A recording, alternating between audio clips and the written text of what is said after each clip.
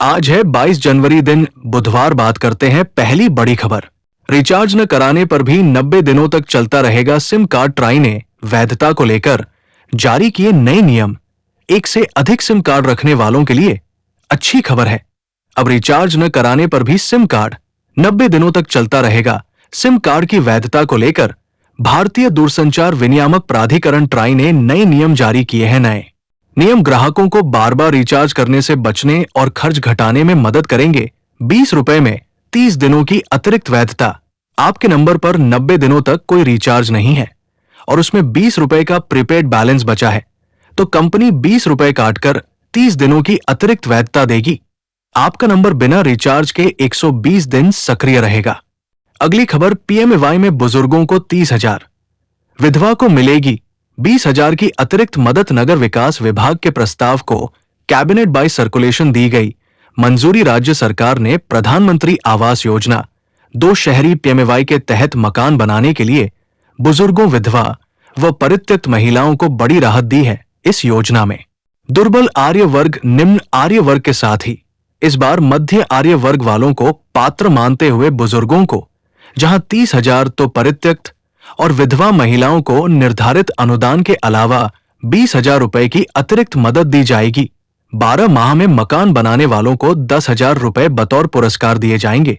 इससे संबंधित नगर विकास विभाग के प्रस्ताव को सीएम योगी आदित्यनाथ ने कैबिनेट बाय सर्कुलेशन मंजूरी दे दी। योजना के तहत लाभार्थियों को अनुदान के तौर पर 2.5 लाख रुपए देने की व्यवस्था है। अब प्रदेश सरकार अपने स्तर से बुजुर्गों, विधवा व परित्यक्त महिलाओं को अतिरिक्त राशि देकर मदद करेगी। प्रस्ताव के मुताबिक इन मकानों को 5 साल तक न बेचा जा सकेगा और न दूसरे के नाम पर हस्तांतरित किया जा सकेगा। अगली खबर, प्रेमानंद ने डीएम संभल को दी निष्पक्ष होकर सेवा करने की सीख। संभल के डीएम डॉ.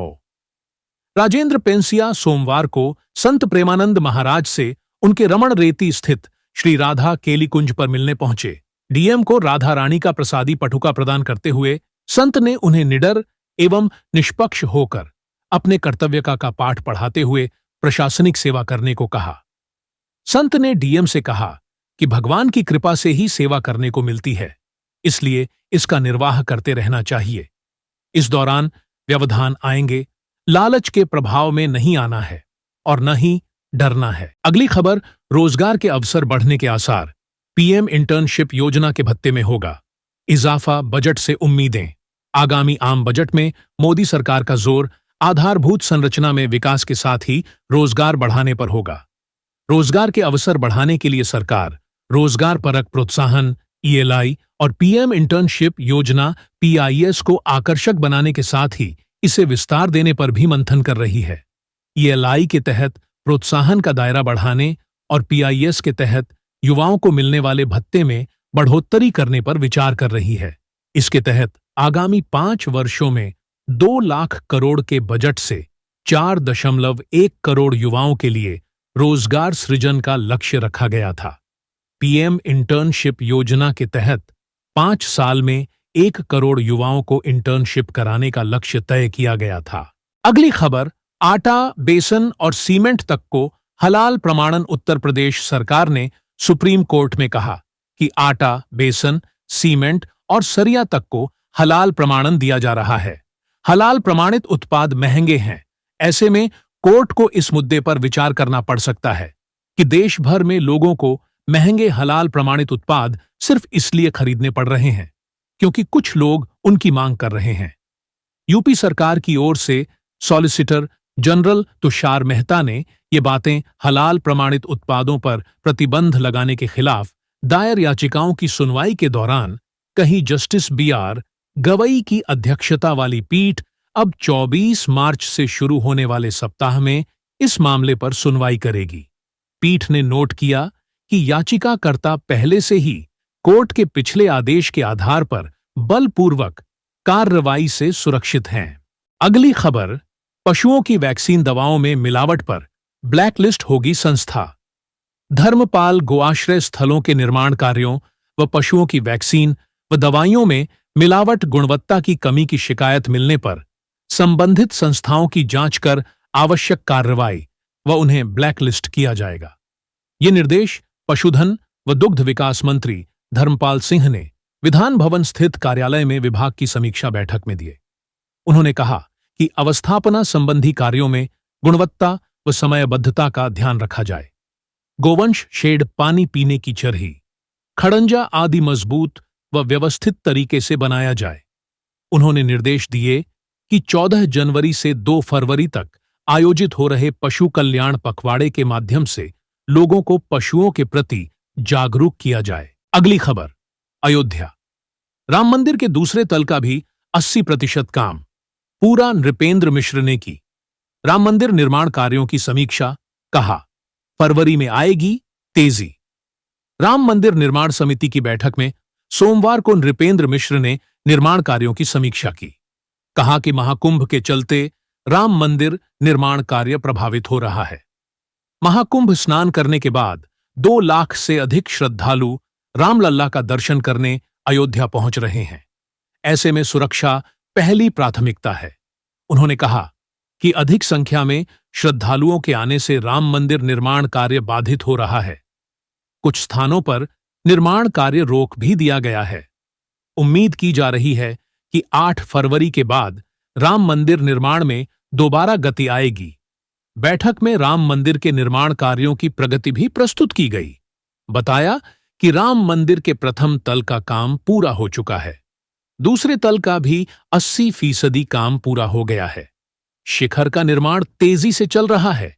इंजीनियरों ने सप्त मंडपम व शेष अवतार मंदिर के निर्माण कार्यों की प्रगति रिपोर्ट भी प्रस्तुत की। अगली खबर, अगले 2 महीने में शुरू होंगी हाईवे की 5 बड़ी परियोजनाएं। प्रदेश में अगले 2 महीने में हाईवे की 5 बड़ी परियोजनाएं शुरू होंगी। भारतीय राष्ट्रीय राजमार्ग प्राधिकरण NHAI ने कानपुर रिंग रोड, मथुरा बरेली और अलीगढ़ पलवल टप्पल मार्ग के 5 नए पैकेज पर काम शुरू करने की तिथि दे दी है। इससे कानपुर, मथुरा, हाथरस, बदायूं, बरेली और अलीगढ़ समेत आसपास के जिलों को फायदा होगा। मथुरा, हाथरस, बदायूं, बरेली के पैकेज 3 में सड़क को चौड़ा करने का काम 28 फरवरी को शुरू होगा। इस परियोजना की लागत 2009 करोड़ रुपए है। कानपुर रिंग रोड का 17.45 किलोमीटर लंबे पैकेज 3 पर भी 28 फरवरी से काम शुरू होगा। इसकी लागत 1131 करोड़ रुपए है। कानपुर रिंग रोड के पैकेज 2B पर काम शुरू होने की संभावित तिथि 15 मार्च दी गई है। अगली खबर, पुरवाई कराएगी। पश्चिमी उत्तर प्रदेश में बारिश। उत्तर प्रदेश के पश्चिमी हिस्सों में बुधवार से मौसम में बदलाव की आहट है। मौसम विभाग ने पश्चिमी विक्षोभ के सक्रिय होने से बुधवार को प्रदेश के 20 जिलों सहारनपुर, शामली, गाजियाबाद, नोएडा, मेरठ, अलीगढ़ आदि में गरज चमक के साथ बूंदाबांदी के संकेत दिए हैं। बुधवार से इन इलाकों में पछुआ हवा का रुख बदलकर पूर्वा हो जाएगा। वज्रपात की भी चेतावनी जारी की है। तराई के 7 जिलों में अत्यधिक कोहरे के ऑरेंज अलर्ट के साथ ही प्रदेश के 40 जिलों में घना कोहरा छाने की चेतावनी है। मंगलवार को यूपी के कुछ तराई जिलों को छोड़कर ज्यादातर इलाकों में अच्छी धूप खिली।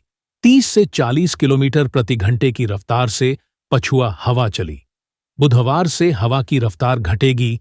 आंचलिक मौसम विज्ञान केंद्र लखनऊ के वैज्ञानिक अतुल कुमार सिंह का कहना है कि 22 व 23 जनवरी को नए पश्चिमी विक्षोभ के असर से पश्चिमी यूपी कुछ हिस्सों में गरज चमक के साथ हल्की बूंदाबांदी के आसार हैं। उत्तर प्रदेश की रोजाना की खबरों से अप टू डेट रहने के लिए यूपी न्यूज अपडेट चैनल को सब्सक्राइब करें और वीडियो को लाइक शेयर जरूर करें और बेल आइकन दबाना बिल्कुल भी ना भूलें और कमेंट बॉक्स में अपने जिले का नाम जरूर लिखें, जिससे कि आपके जिले की खबरें आप तक जल्दी पहुंचे। धन्यवाद।